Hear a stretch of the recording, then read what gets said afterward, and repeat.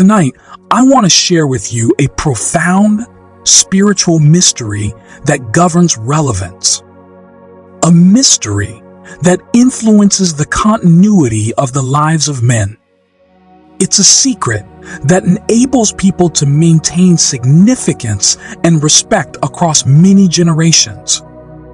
The Bible clarifies in the book of Ecclesiastes that starting well doesn't guarantee a successful ending. Being important and impactful at the beginning doesn't ensure lasting significance. Let's look at the book of Ecclesiastes, chapter 3, verses 1 to 8. The Bible says, "To everything there is a season, and a time to every purpose under the heaven. There is a time to be born," it says. "There is a time to die.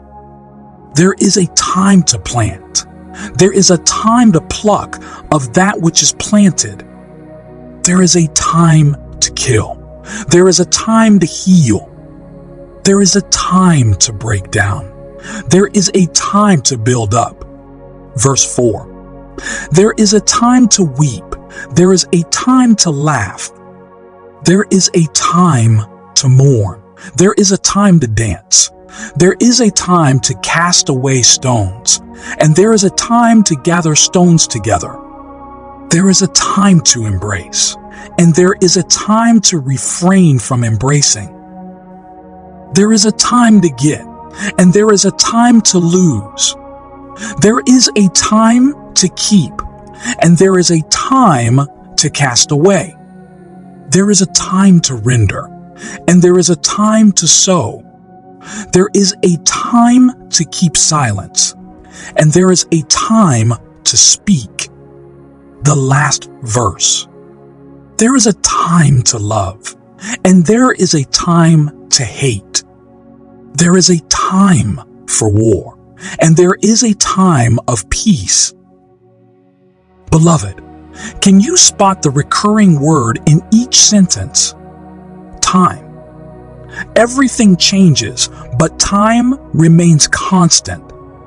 Every event, good or bad, is tied to a specific time. In the book of 1 Chronicles, chapter 12, verse 32, it talks about the sons of Issachar, men who understood the times and knew what Israel should do. Their knowledge made them leaders. These men were valued not for their physical strength or wealth, but for their wisdom and insight. They held a crucial role in the community, guiding the nation with their understanding and foresight, navigating through the challenges of their era with grace and effectiveness.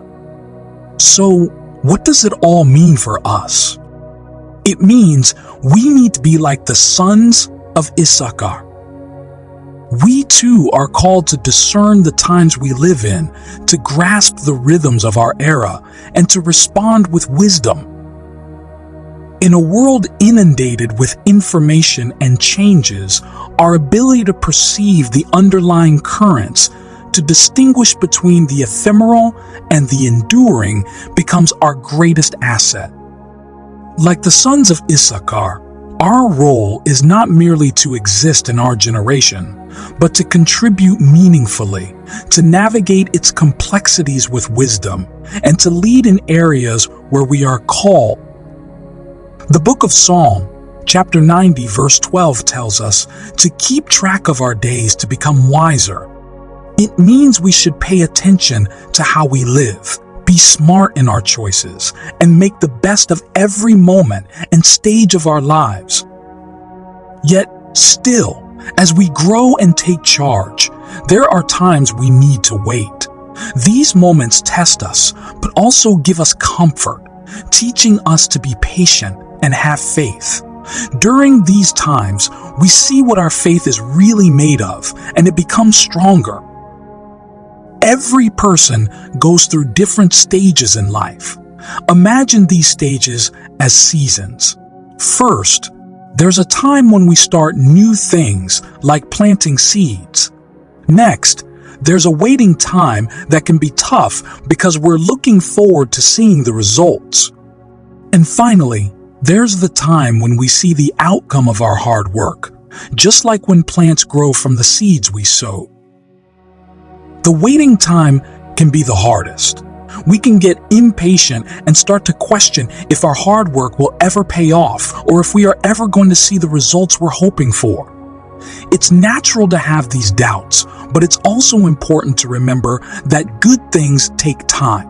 Just like in nature, there are different seasons, and each one is a necessary part of the cycle of life.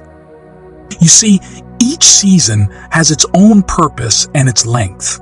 If you look again at the seasons of the earth where we live, you'll find out that they influence how people live and do things. Seasons affect the climate, lifestyle, business, economy, and many other things around us. There are specific seasons to plant certain crops. When you miss this season, you have to wait until the next cycle to come before you can plant again.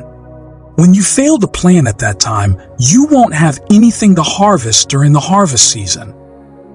There are also seasons when certain businesses thrive. Why? Because certain commodities and services are more in demand during that time of year. These are indications that time and seasons control our lives. And the Bible tells us that God sent them to do just that. Now, I'm not talking about the earthly or physical seasons, but of the spiritual seasons, the seasons of our lives. One day, God was speaking with the father of faith, Abraham, reassuring him of his commitment to him. Then Abraham went to open up to God about his fears. He told God how, although God said he'd bless him, he fears that even when the blessings come, there would be no child to inherit it. He didn't feel a child will be part of the blessing, and I can tell you why. He was bothered that God kept talking about blessing him, making him a generation, but never mentioning anything about his childlessness. Even though he trusted God, it felt like God was not interested in that aspect, and he just couldn't hold it in. He let it out and told God, "You keep talking about how you're blessing me, but you haven't given me a child for all these blessings. When I die, my servant is the only one who would inherit my property." You see, God understood that Abraham was human, just the way he understands that you are human too. He wasn't angry with Abraham. He understood that Abraham was just being open about how he felt. Abraham wasn't turning away or being disrespectful. He was sharing his feelings like you would with a close friend, expressing his deep need for change in a specific area of his life. Believers, God also wants us to be real and honest with him about our feelings, just like Abraham was. I know some might take advantage of this, but remember, just because some misuse a good thing doesn't mean it loses its value. For instance, some people misuse drugs, but that doesn't take away from the fact that these drugs can heal when used properly. Similarly, having one bad experience with an unqualified doctor doesn't mean all doctors are untrustworthy. So I'm telling you, don't be afraid to be open and honest with God about your feelings. If you truly love God, but are having a hard time understanding why some things are taking so long to happen, and if frustration is really bothering you, think about how Abraham handled similar feelings. Talk to God about your feelings. But instead of being angry or giving up, have faith that God can help. Abraham did this, and I'll share why it was important. When you use faith to express your pains before God, you'll remain open for what He speaks or gives you as an answer. When you use anger, frustration, and resignation to express your concerns, you might not have the patience or sensitivity to hear anything God's going to say. After that, you may end up storming out just as His response is coming. When you talk to God, with trust and belief. Even when you're hurting, it's like opening a door for comfort and answers to come in. It's a two-way street. You talk, and then he listens. But if you let anger or frustration take over, it's like closing that door. You might miss the helpful things God is trying to tell you because you're too upset to listen. Talking to God should be like having a conversation with a friend. We speak, then listen, always staying open to hear their response. Hear what God told Abraham after he shared his concerns with him. The book of Genesis, chapter 15, verses 4-7 say, "Then the word of the Lord came to him. This man will not be your heir, but a son who is your own flesh and blood will be your heir." He took him outside and said, "Look up at the sky and count the stars, if indeed you can count them." Then he said to him, "So shall your offspring be." Abraham believed the Lord, and he credited it to him as righteousness. He also said to him, "I am the Lord who brought you out of Ur, of the Chaldeans, to give you this land, to take possession of it." Just as I said earlier, because of Abraham's faith, he could receive God's response in his prayers. If he had prayed with doubt or let negative frustrations control him, his prayers would have been hasty, filled with complaints, and he might have stormed out. That kind of attitude never yields any positive results. Let's take a lesson from Abraham, my beloved. God was already aware of Abraham's needs to fulfill the promises made to him. For instance, Abraham couldn't become the father of many nations if he passed away without having a child. He couldn't have a generation if his name died with him. And so God had a plan and a time for everything he told Abraham. Of course, Abraham hadn't learned it at this time, so he was worried. But after God spoke to him, his faith was empowered, and he would go on to believe God to the last minute. The book of Romans, chapter 4, verses 18-22 tells us, "Against all hope, Abraham in hope believed and so became the father of many nations, just as it had been said to him, so shall your offspring be." Without weakening in his faith, he faced the fact that his body was as good as dead, since he was about 100 years old, and that Sarah's womb was also dead. Yet he did not waver through unbelief regarding the promise of God, but was strengthened in his faith and gave glory to God, being fully persuaded that God had power to do what he had promised. This is why it was credited to him as righteousness. Sarah, however, struggled to embrace this patience. The ticking clock amplified her frustration, igniting impatience as she confronted the reality of her advancing age and the fading dream of motherhood. In a moment of despair, her frustration gave birth to a hasty decision. She urged Abraham to father a child with her servant Hagar. This act brought Ishmael into the world, a child conceived not in the waiting, but in the rushing. Ishmael's birth, while a source of joy, also introduced a storm of discord into the family, a living testament to the consequences of impatience with God's timing. This choice, made in a hurry and out of impatience, caused long-lasting issues.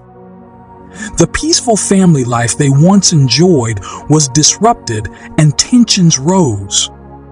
Every time Sarah looked at Ishmael, she was reminded of the results of acting too quickly without waiting for God's timing. While Ishmael brought some joy as a child in the house, his presence also unveiled a mix of challenges, emphasizing the importance of waiting patiently for things to unfold as they are meant to. When you begin to doubt God's timing, you begin to lose patience with Him. Beloved, don't miss this message if you're in your waiting season. What are you waiting for? If God promised you, believe Him, it will come. Just like seasons never fail, your season will finally come. You have sown your seeds, and now you're waiting, and it seems harvest will never come. Sometimes it gives you a sign like it's about to come, and then it disappears again. Fear not. Your time will come. I know it's tough when you're waiting for something important to you and it feels like it's taking forever. It can be like waiting for winter to turn into spring. Sometimes you might see a small sign of change and then it feels like you're back to square one. But don't be scared or lose hope. Your time will come. Remember, good things take time. Just like we trust the sun to rise every day, trust that your good days are coming too. Every tough moment is just a step towards that good time, so hold on. Your good days are just around the corner.